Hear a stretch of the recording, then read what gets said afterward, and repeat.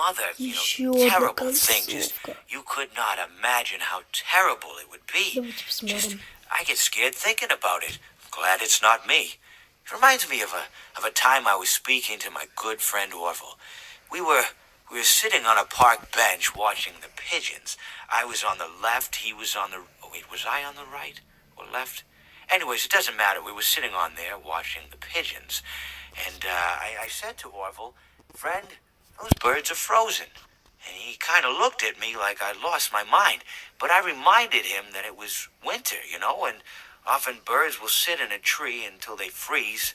And then they sort of fall to the ground until the sun warms up and they can, move around again. So I said to Orville, you might as well save those breadcrumbs until the birds thaw, because they can't very well enjoy them in the condition they're in.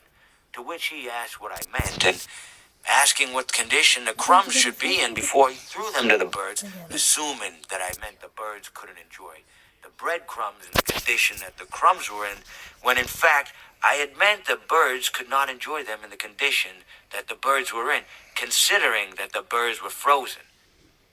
So he took a moment and then threw his last handful onto the ground. I said to him, Orville, why did you throw the breadcrumbs to the birds when I just told you they're frozen?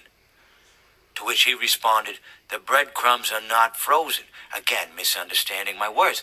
I didn't mean to say that the breadcrumbs were frozen when I said I told you they're frozen. I'd been referring to the birds. In hindsight, what I should have said was, and this would make perfect sense, why did you throw the breadcrumbs to the birds when the birds are frozen? He misunderstood upon my correction, stating that he didn't know what else to do with the breadcrumbs, and that perhaps, when the birds thawed, they'd still be able to eat the crumbs. So I said to Orville, and this is what I said to him, I said, Orville, the birds may be dead.